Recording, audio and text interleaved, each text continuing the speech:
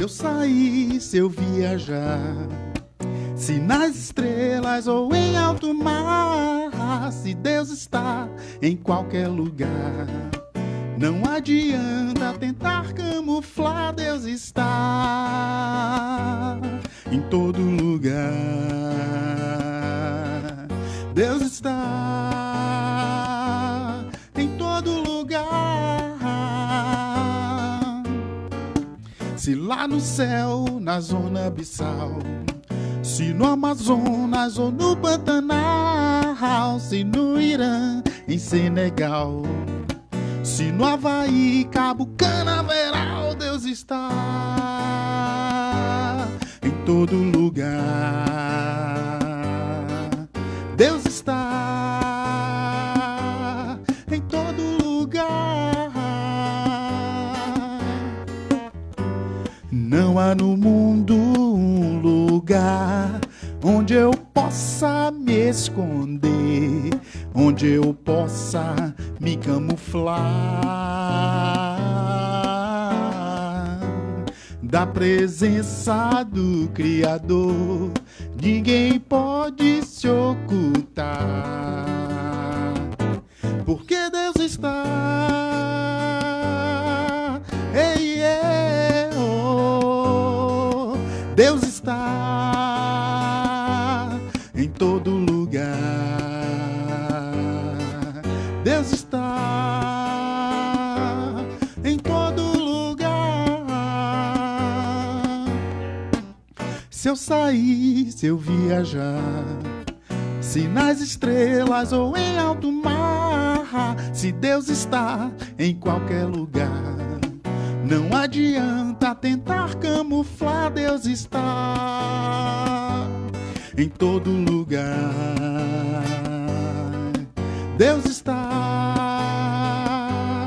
em todo lugar. Se lá no céu, na zona abissal, se no Amazonas ou no Pantanal, se no Irã, em Senegal, se no Havaí, Cabo Canaveral, Deus está em todo lugar. Deus está em todo lugar. Não há no mundo um lugar onde eu possa me esconder, onde eu possa me camuflar da presença do Criador. Ninguém pode se ocultar, porque Deus está. Ei, ei, oh, Deus está em todo lugar. Deus está em todo lugar.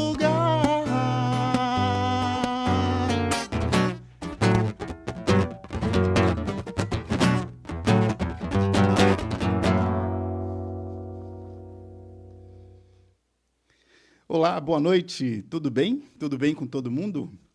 Que bom que estamos aqui mais uma vez.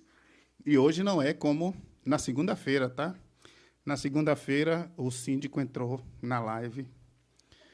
E eu não sei o que ele queria, mas, de repente, vai que ele queria reclamar do som alto, né? Eu, hoje, não procurei ele, nem em dia nenhum. Vou me encontrar com ele amanhã. Vou me preparar para me encontrar com ele. Quero dizer para a turma da igreja que o repertório das camisas está acabando. Hoje é o... domingo tem que começar de novo. Essa aqui é a última da fila. Então, o repertório das camisas está acabando. Certo? Então, tem que ter um jeton para o fardamento pastoral. Mas que bom que nós estamos aqui. Deus está em todos os lugares, Deus está em todo lugar e está para além dele. Está para além de tudo. E nós não podemos nos escondermos dele. Ele está em todo lugar. Não há no mundo um lugar sequer onde a gente possa se esconder, se ocultar, porque Deus está em todo lugar. E isso é bom porque Deus está aqui e está aí junto de você, aqui conosco, e estamos juntos louvando a Deus. E nossa mensagem, por esse meio aqui, está chegando em vários lugares. E semana passada chegou na Argentina, na casa de uma amiga conhecida de há muito tempo de Piripiri, Maria Isabel, e nós queremos abençoá-la, queremos pedir a Deus que derrame sua graça sobre sua vida, Isabel. Se você está assistindo aí, sei que você vai provavelmente assistir depois ou já está aí. Que Deus te abençoe ricamente, abençoe em nome de Jesus e abençoe sua família. Abençoa Maria Isabel, Lília e Tânia, que eu lembro de lá da família, tá? Vamos louvar a Deus e vamos fazer uma reflexão como tem sido feito. Vamos fazer uma música de louvor a Deus, então vamos iniciar nossa reflexão, tá bom?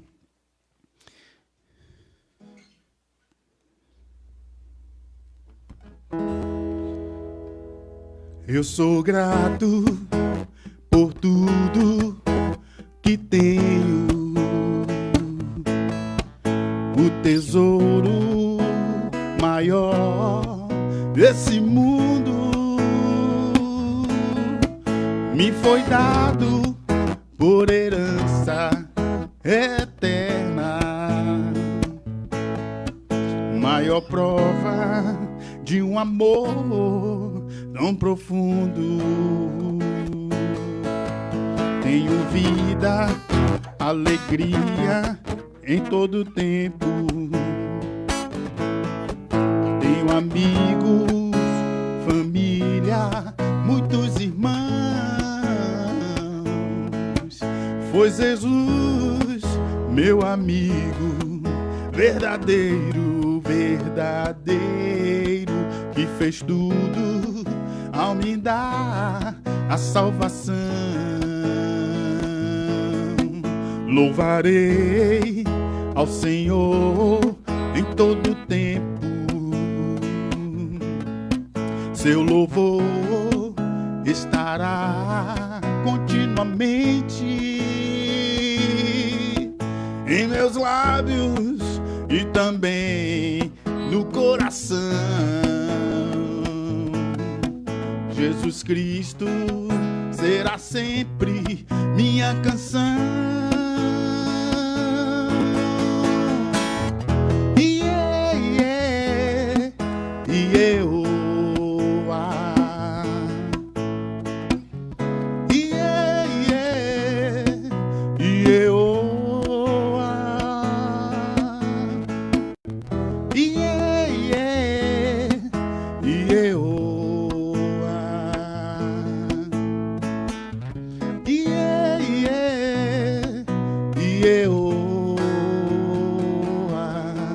Louvarei ao Senhor em todo tempo,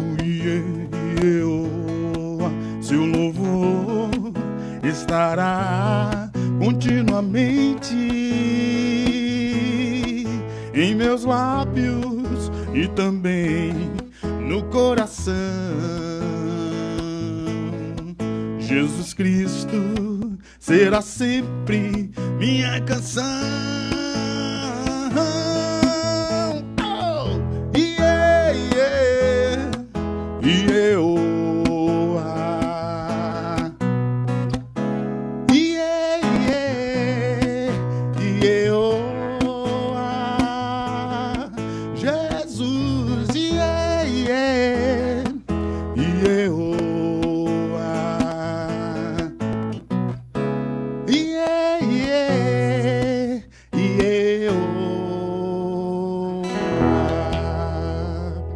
Jesus Cristo será sempre minha canção.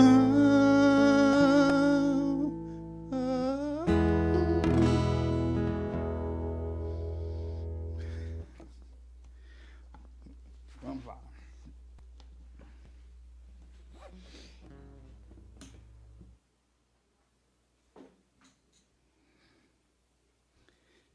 Bom,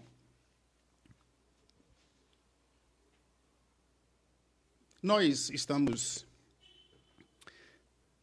refletindo sobre várias coisas nesses últimos encontros virtuais e nós estamos compartilhando o que cremos. E o que nós cremos é forte para a gente. Mas nem sempre foi assim e a gente não sabe em quais níveis estão a turma toda com a qual nós nos relacionamos. Níveis de crença, de fé, de espiritualidade, a gente não sabe. Então, a gente tem que continuar investindo para que todos cresçam. Mas uma das coisas que atrapalham o crescimento espiritual, o conhecimento de Deus, uma das coisas que atrapalham é a presunção de conhecimento. Quando você presume que conhece alguma coisa e se aproxima daquilo, você corre riscos. Por exemplo, você presume que você entende de eletricidade o suficiente para fazer um negócio dentro de casa. Você presume. Você pensa que entende. Aí você vai lá, todo cheio de confiança, e mexe naquilo e toma um choque. Essa presunção te coloca em risco. Essa presunção a respeito de Jesus Cristo te traz um risco muito maior. E aí alguém, pensando sobre isso, falou que a presumida familiaridade com Jesus tem levado ao desconhecimento. O desconhecimento, por sua vez, ao desdém. E o desdém a uma profunda ignorância. E eu diria e completaria, e tudo isso a uma ofensa à santidade de Deus e à santidade de Cristo. Quando uma pessoa presume que conhece, imagina, pensa que conhece Jesus e vai vivendo a vida sem checar esse conhecimento de Jesus, essa pessoa corre esse risco de não conhecer, não se aprofundar, tratar com desdém determinadas coisas e ignorar e ofender a santidade de Deus. Deus é santo e nós não podemos jamais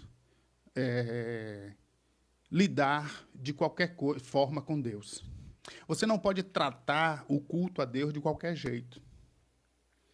Nós, por estarmos aqui, usando desse meio para nos relacionarmos, usando desse meio para pregar a palavra, para louvar, para adorar a Deus, nós não estamos fazendo aqui nada de qualquer jeito, com desdém, de forma alguma. Antes de vir aqui para frente da câmera e desse microfone e falar para vocês, eu tenho que sentar ali, no quarto e pedir misericórdia a Deus. Eu sempre sinto uma dor de barrigazinha antes de ir para a igreja ou antes de vir para aqui agora. Porque a responsabilidade é grande de estar aqui, de estar compartilhando com vocês. E a responsabilidade é grande de fazer a obra que é de Deus. Então, a gente não pode tratar com desdém, fazer pouco dos cultos. Por isso que eu insisto em dizer para você que você não pode ficar imaginando que pode dizer, eu fui para o culto hoje, semana que vem eu não vou. Eu já fui 2 vezes esse mês que vem posso ficar sem ir. Nas quartas-feiras não dá para eu ir, não vou. Gente, se você pensa que conhece Jesus, cuidado para que não caia. Essa é uma versão daquela frase, daquele versículo do apóstolo Paulo que diz, olha, você que pensa que está bem, cuide para que não caia, certo? Então, você não pode jamais agir dessa forma. Você corre o risco de perder bênçãos, né? O risco maior de ofender a Deus. Outro risco, perder as bênçãos que Deus tem para você. Outro maior ainda, que está tudo ligado, é não ter intimidade com Deus. E aí as coisas acontecem e você não percebe. E aí fica se chocando com as coisas, fica se alarmando, se decepcionando. Por exemplo, se você tem investido na sua vida espiritual, se você tem checado o quanto você conhece de Cristo e o quanto sua intimidade com Ele está crescendo, você não vai ficar alarmado com tudo que está acontecendo no mundo agora. É sério.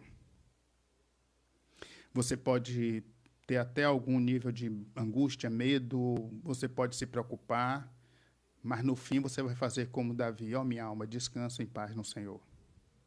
Porque era assim que Davi fazia. Ele via o perigo, ele via o problema. Os salmos são quase todos assim. Ele fala: Deus, como cresceram os meus inimigos, Deus, muitos são os meus adversários. Mas no fim ele diz: não, mas a minha força, mas o Senhor é o meu escudo, minha glória e minha força para vencer. Então, Davi, ele tem sempre essa sequência de olhar o perigo, olhar o problema, mas no fim da oração dele, no fim das contas, no fim da música, ele diz: mas o Senhor é o meu escudo, minha glória e minha força para vencer. Então, você precisa parar para pensar sobre como está a sua vida com Deus. Como está a sua vida com Deus? Para que quando cheguem as águas fortes, os ventos fortes, a sua casa esteja de fato firmada na rocha. E não faça como os 3 porquinhos, né? Um dos porquinhos construiu a casa de alvenaria. Os outros 2 construiu a casa de palha, de madeira, qualquer outra coisa. E aí vem o lobo mau e sopra e derruba a casa de palha. E sopra e derruba a casa lá de madeira. Mas quando ele tenta soprar para derrubar a casa de alvenaria, ele não consegue. Esse desenho é um pouco baseado naquele texto de Jesus que diz que aquele que pega os meus conhecimentos e constrói sua casa na rocha, esse vai enfrentar de forma segura as batalhas, as lutas, os ventos fortes, as águas, as chuvas e tudo mais. Então, se você presume, se você pensa que conhece Jesus, você precisa checar. Você precisa checar. Porque você pode até se desanimar uma hora, você pode até vacilar aqui e ali, mas você vai se apegar à palavra, né, e vai dizer: não, eu tenho um Deus, eu vou para meu Deus me perdoa, meu Deus cuida de mim. E Jesus disse para a gente: não se turbe o vosso coração, crede em Deus, crede também em mim. Na casa de meu Pai há muitas moradas, né? Então, vivemos com base nessa promessa. Há na Bíblia um episódio registrado no livro de Lucas, capítulo 24, do verso 13 ao 33, 34, em que essa ideia de presunção de conhecimento está clara. E a gente precisa pensar e usar essa história para falar sobre esse assunto, tá bom? E eu vou ler agora para todos nós aqui. Lucas, capítulo 24, do verso 13 ao 34. Diz assim: naquele mesmo dia, 2 deles estavam indo para um povoado chamado Emaús, a 11 quilômetros de Jerusalém. No caminho, conversavam a respeito de tudo o que havia acontecido. Enquanto conversavam e discutiam, o próprio Jesus se aproximou e começou a caminhar com eles. Mas os olhos deles foram impedidos de reconhecê-los. Ele lhes perguntou: sobre o que vocês estão discutindo enquanto caminham? Eles pararam com os rostos entristecidos. Um deles, chamado Cleópas, perguntou-lhe: você é o único visitante, peregrino em Jerusalém? O único que está aqui nessa região que não sabe das coisas que ali aconteceram nestes dias? E Jesus pergunta: que coisas? Quais coisas? Perguntou ele: o que aconteceu com Jesus de Nazaré? Responderam eles: ele era um profeta poderoso em palavras e em obras diante de Deus de todo o povo. Os chefes dos sacerdotes e as nossas autoridades o entregaram para ser condenado à morte e o crucificaram. E nós esperávamos que era ele que iria trazer a redenção a Israel. E hoje é o 3º dia desde que tudo isso aconteceu. Algumas das mulheres entre nós nos deram um susto hoje. Foram de manhã, bem cedo, ao sepulcro, e não acharam o corpo dele. Voltaram e nos contaram que tinham tido uma visão de anjos que disseram que ele está vivo. Alguns dos nossos companheiros foram ao sepulcro e encontraram tudo exatamente como as mulheres tinham dito, mas não o viram. Ele lhes disse: como vocês custam a entender e como demoram a crer tudo o que os profetas falaram. Não devia o Cristo sofrer estas coisas para entrar na sua glória? E começando por Moisés e todos os profetas, explicou-lhes o que constava a respeito dele em todas as Escrituras. Ao se aproximarem do povoado para o qual estavam indo, Jesus fez como quem ia mais adiante. Mas eles insistiram muito com ele. Fique conosco, pois a noite já vem e o dia já está quase findando. Então ele entrou para ficar com eles. Quando estava à mesa com eles, tomou o pão e deu graças, partiu e deu a eles. Então os olhos deles foram abertos e reconheceram, e ele desapareceu da vista deles. Perguntaram-se um ao outro: não estava ardendo os nossos corações dentro de nós enquanto ele nos falava no caminho e nos expunha as Escrituras? Levantaram-se e foram imediatamente para Jerusalém, e ali encontraram os 11 e os que estavam com eles reunidos, que diziam: é verdade, o Senhor ressuscitou. E apareceu a Pedro, apareceu a Simão. Essa é uma história na qual há uma presunção de conhecimento. Os discípulos pensam que conheciam Jesus. Eles ouviram muitas coisas sobre Jesus, eles andaram com Jesus, mas quando Jesus morreu, as expectativas dele são frustradas. São frustradas. Veja o que está acontecendo aqui. O que está acontecendo aqui é o seguinte: depois que Jesus morreu, as mulheres foram ao sepulcro, encontraram Jesus, não encontraram o corpo, mas encontraram Jesus, mas encontraram os anjos. E os anjos disseram para ele: olha, Jesus não está aqui. E os anjos disseram a ele: mas Jesus não está aqui. Então, desculpe, gente. Então, elas voltaram para casa, disseram que encontraram Jesus, ou que não encontraram Jesus, desculpe, mas que Jesus estava vivo porque o anjo havia falado, mas ninguém viu a Jesus. Então, esses dois saíram andando e foram embora pelo caminho de Emaús, andando 11 quilômetros distante de Jerusalém. Quando eles dois estavam no caminho, andando, caminhando, Jesus aparece ao lado deles. E quando Jesus aparece ao lado deles, eles não percebem que quem está ali ao lado deles é Jesus. E então, Jesus pergunta: o que é que eles estão conversando? O que é que vocês estão conversando? E eles: como é que vocês... Ele fala assim para Jesus: como é que você é o único peregrino aqui? É o único estrangeiro, visitante nessas áreas aqui, que não sabe o que aconteceu. Aí Jesus pergunta para eles: como? O que aconteceu? E eles respondem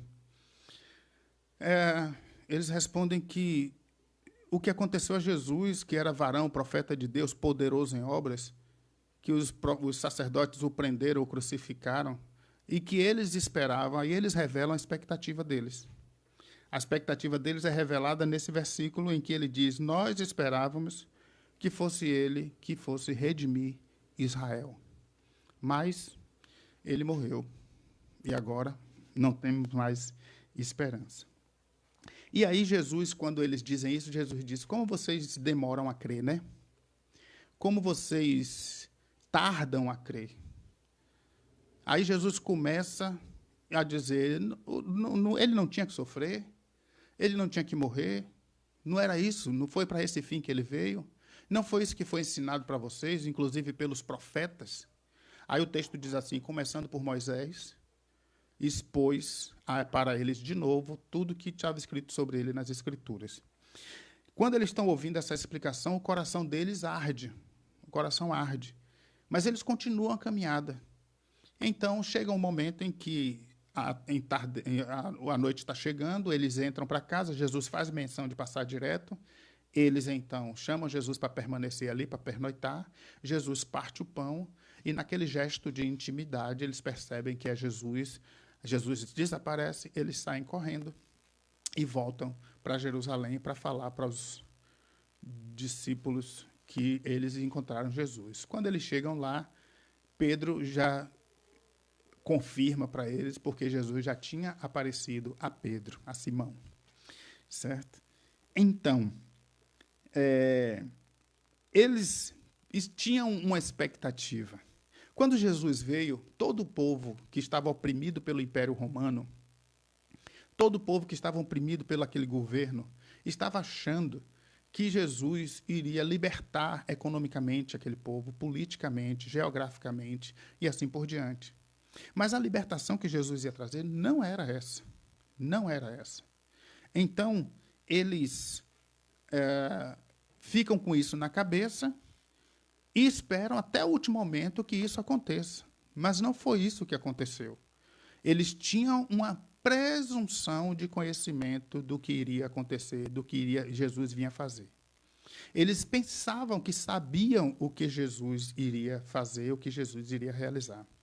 Mas Jesus não veio realizar aquilo que eles esperavam, mas Jesus veio realizar o que Deus havia determinado, o que os profetas haviam profetizado e que o próprio Jesus havia ensinado para eles.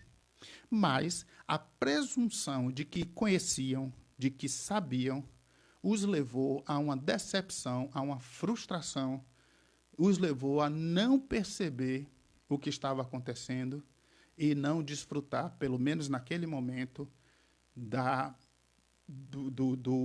ressurreição, da alegria da ressurreição.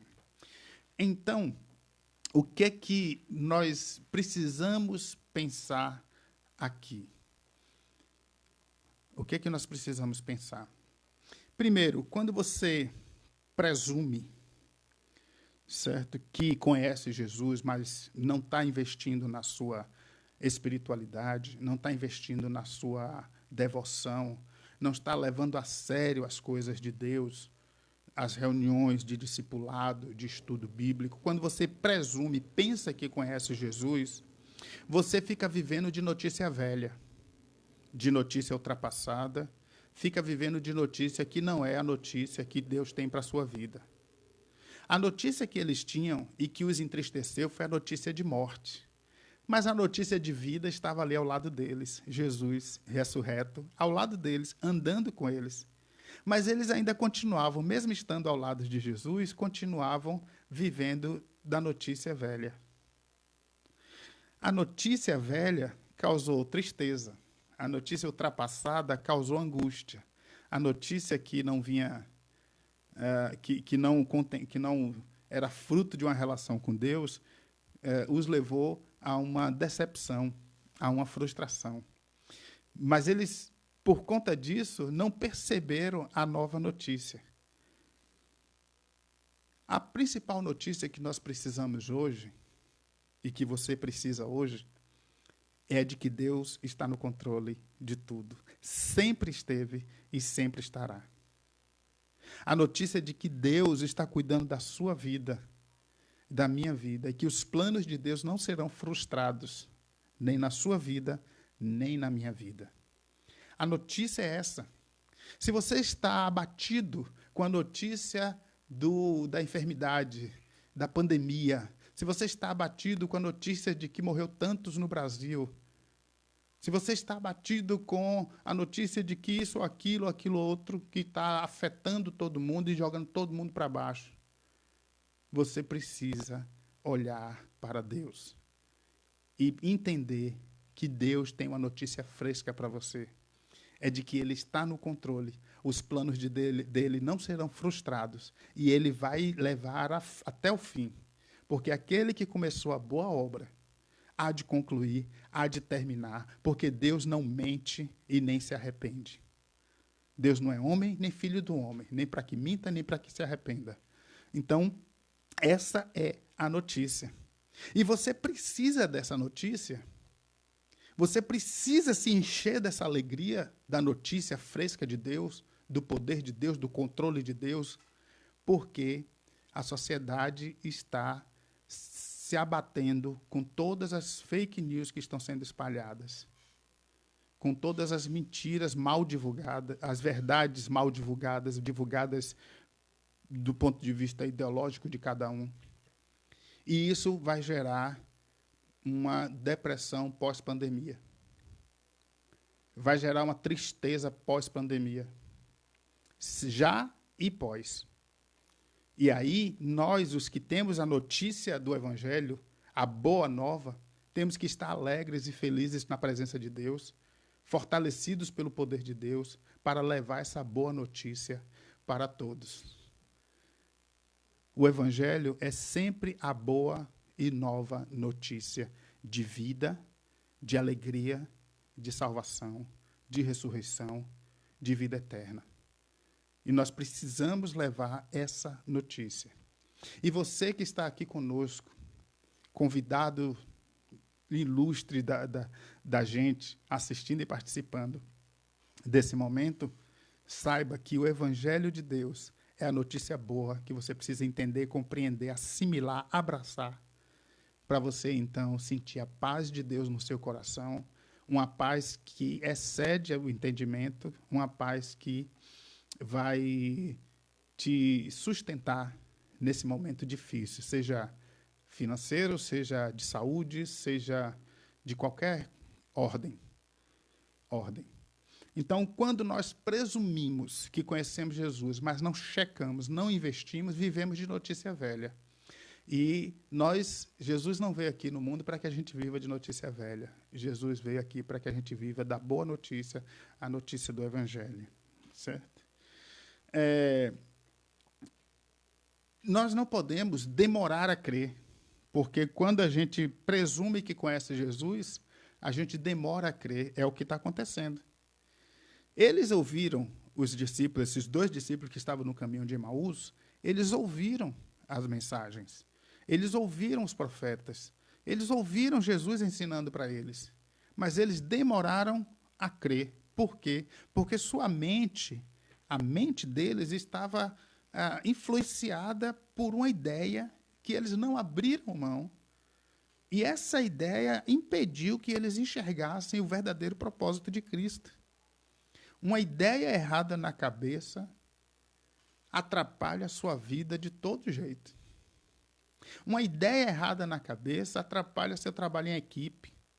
Uma ideia errada na cabeça atrapalha a administração da sua casa. Uma ideia errada na cabeça leva a sua família para um caminho que não é o correto. Uma ideia errada na cabeça pode te levar a uma bancarrota, pode te levar a problemas, a dificuldades. Coloque a ideia correta, certa, na cabeça.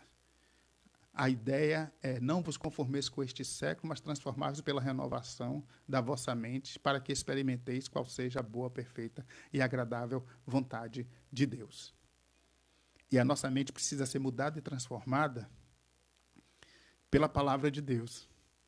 É por isso que o segundo, Jesus fala para eles que eles não creem, e depois Jesus fala para eles, começando por Moisés e todos os profetas, explicou-lhes o que constava a respeito dele em toda a Escritura. Jesus usa o quê para corrigir as ideias erradas que estão na cabeça deles? Jesus usa a Bíblia. Começando por Moisés significa trocar a obra pelo autor, né? Começar por Moisés é começar pelo Pentateuco, pelos livros escritos por Moisés. Então, trocando a obra pelo autor, ele disse, o Lucas, quando escreveu esse texto, disse, começando por Moisés, significa começando pelos livros escritos por Moisés, o Pentateuco. Então, ele pega lá o Pentateuco, os primeiros livros da Bíblia, Jesus começa a mostrar o que está escrito a respeito dele lá, em Gênesis, em Êxodo, Deuteronômio, Levítico, Números, e assim por diante. E aí passa pelos profetas, Isaías, passa por Jeremias, Ageu, Oséias, e aí vai, Ezequiel. E Jesus vai expondo no caminho para eles tudo que estava escrito. Ou seja, para corrigir a ideia errada que você tem na cabeça sobre Deus, ou essa presunção de que conhece Jesus, para corrigir isso, você precisa da palavra de Deus. Você precisa ler a Bíblia. Você precisa entender a Bíblia. Você precisa andar junto com quem está nesse caminho, para quem está nessa busca. Todas as quartas-feiras nós estamos estudando a palavra de Deus, estamos aprendendo, tirando dúvidas. Nós estamos ensinando uns aos outros, cuidando uns dos outros ali.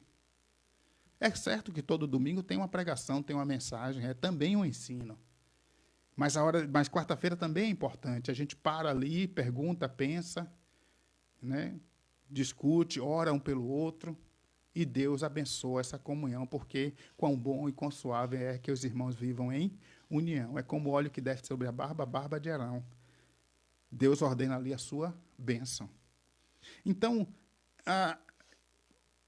uma ideia errada na cabeça te faz viver de notícias velhas. Quando a notícia nova, o Evangelho de Cristo, quando a notícia nova, a boa nova de Cristo, a vida está ali. E essa ideia errada da cabeça precisa ser corrigida, e tem que ser corrigida com a palavra de Deus. Vocês, queridos, que estão conosco aqui, vocês estão nos dando uma grande alegria de estar aqui assistindo com a gente, louvando com a gente.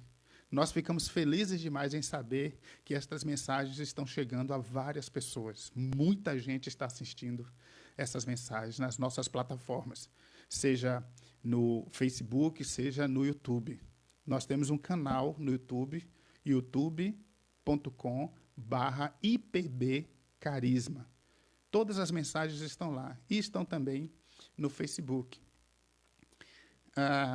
Nós ficamos muito felizes em saber que vocês estão aqui. E queremos dizer para vocês que encarem o desafio de ler a palavra de Deus. Comece a ler o Evangelho de João, o 4º Evangelho. E aí você pode entrar nas redes sociais da gente aí, pode perguntar lá no inbox, né, mensagens, e a gente vai lá, a gente vai conversar. Como é? Direct, né? Direct. No Instagram é direct. No Face, no inbox, caixa de mensagem lá. No chat. E no YouTube, você pode botar nos comentários lá do YouTube. Né? Mas se você quiser no particular, procura a gente aí, começa a conversar, tirar dúvida.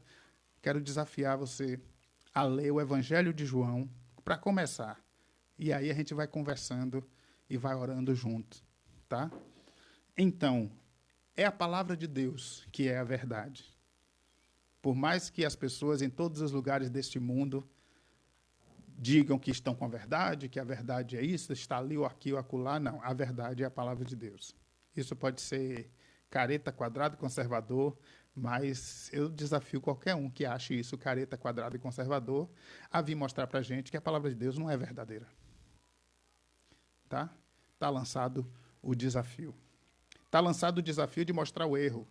Todo mundo diz que a Bíblia tem erro. O desafio é você mostrar o erro. Então, mostra lá o erro para a gente, que nós vamos estudar e vamos ver como é que é, o que está lá. Então, uma ideia errada na cabeça.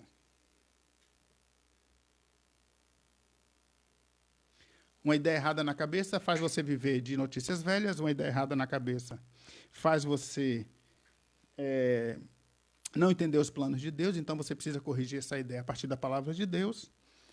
E uma ideia errada na cabeça faz você não perceber o que está acontecendo no mundo espiritual.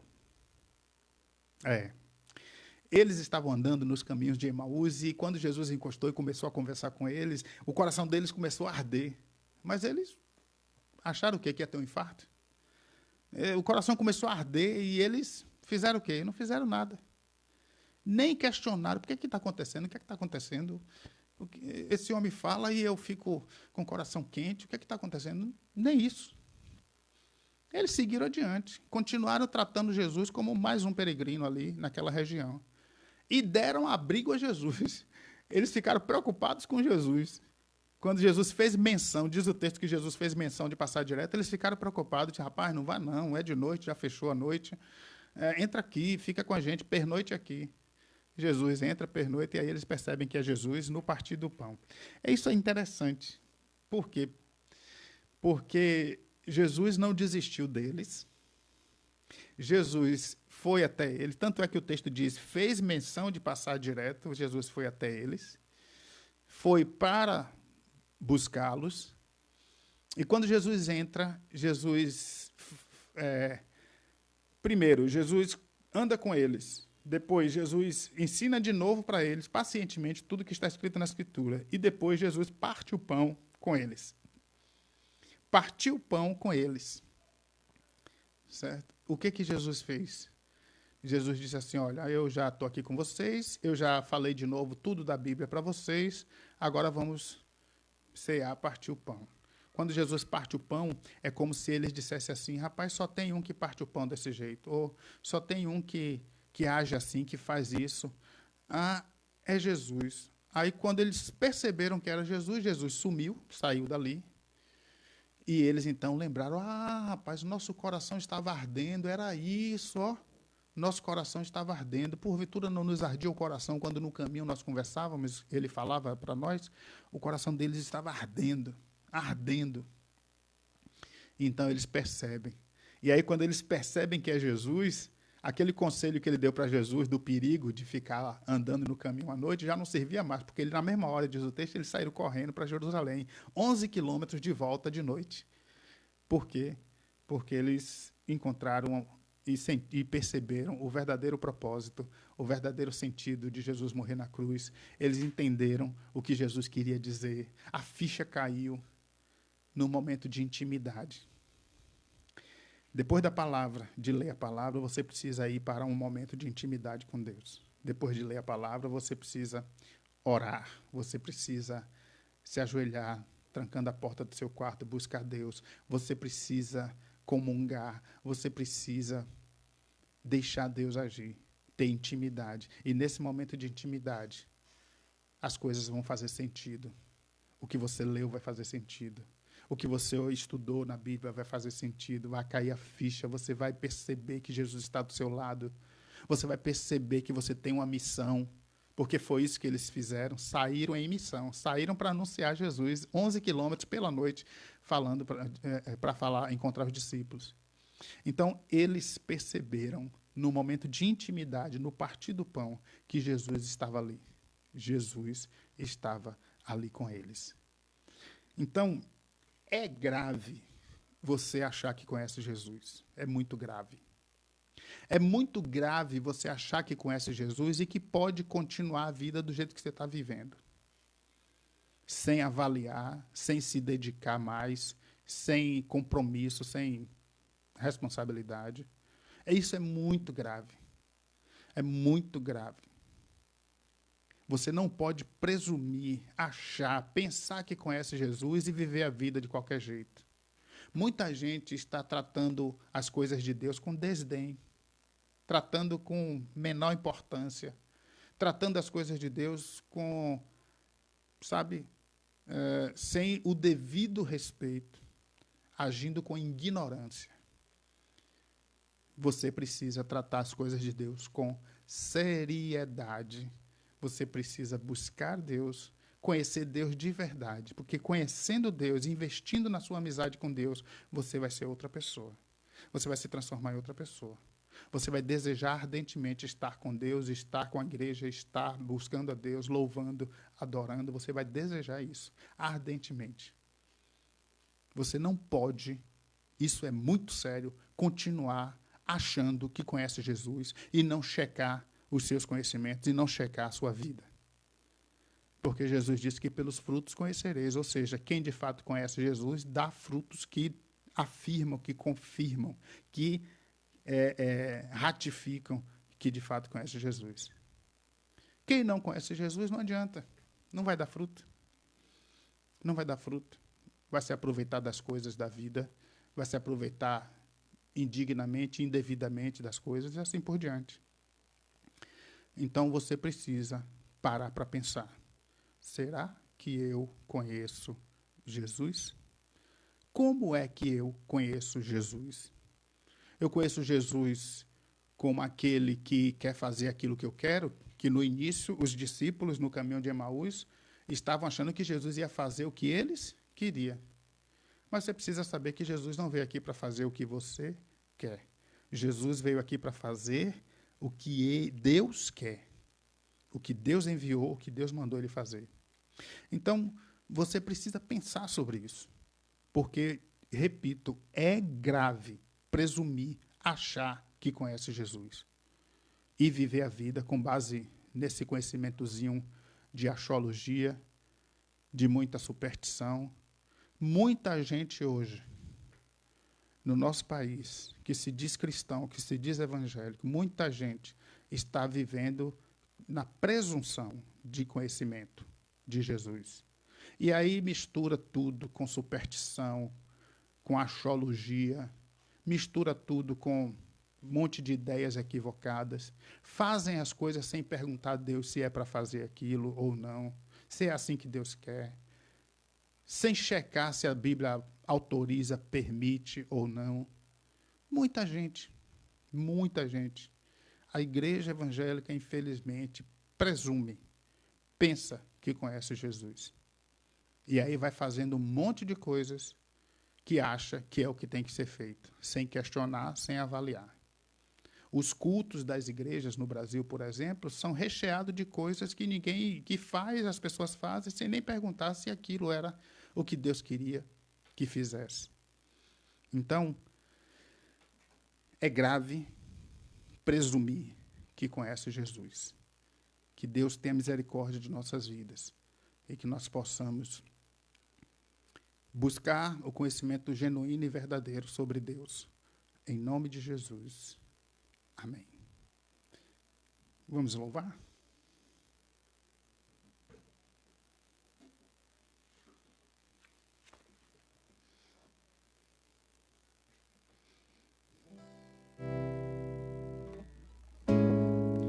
Conheci um grande amigo, ele é filho de Deus Pai. O seu nome é Jesus Cristo, nele a gente pode confiar. Conhecer um grande amigo, ele é filho de Deus Pai. O seu nome é Jesus Cristo, nele a gente pode confiar. A gente pode confiar. Jesus.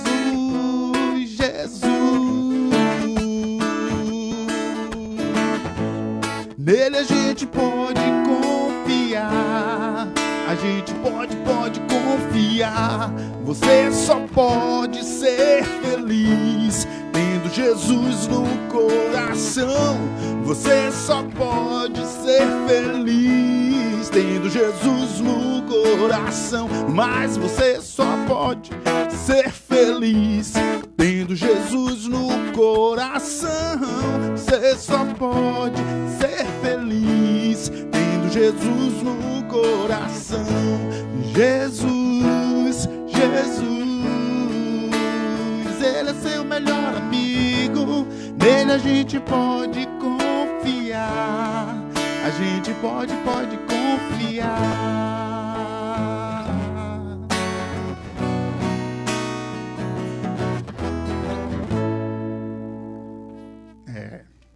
A gente pode confiar em Deus.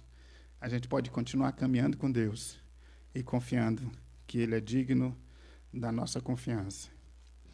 E Deus é santo, e a gente, então, tem que reconhecer isso. Entrai no seu santuário, teu nome exaltai. Entrai em sua presença, com alegria dai-lhe louvor. Exaltai ao som da trombeta, com pandeiro e harpa louvai. A criação, obra das suas mãos. Erga o louvor com o coração, porque Deus é bom, porque Deus é bom, porque Deus é bom e eterna a sua misericórdia. Porque Deus é bom, porque Deus é bom, porque Deus é bom e eterna a sua misericórdia. Cristo Jesus exaltado, o grande Criador, curvai-vos perante Ele, erguei vossas mãos, levantai a voz, porque Deus é bom, porque Deus é bom, porque Deus é bom e eterna a sua misericórdia. Porque Deus é bom, porque Deus é bom, porque Deus é bom e eterna a sua misericórdia. Porque Deus é bom e eterna a sua misericórdia. Porque Deus é bom e eterna a sua misericórdia. Santo, santo, santo, santo, santo, santo, santo é o Senhor todo-poderoso, digno de toda glória, digno de toda honra e de receber hoje o louvor. Louve, louve e exalte ao Senhor. Louve seu nome para sempre.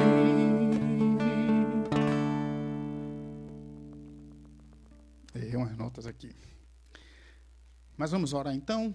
Que Deus abençoe sua vida e que você possa pensar nisso. Não presuma que conhece Jesus. É muito arriscado, tá bom?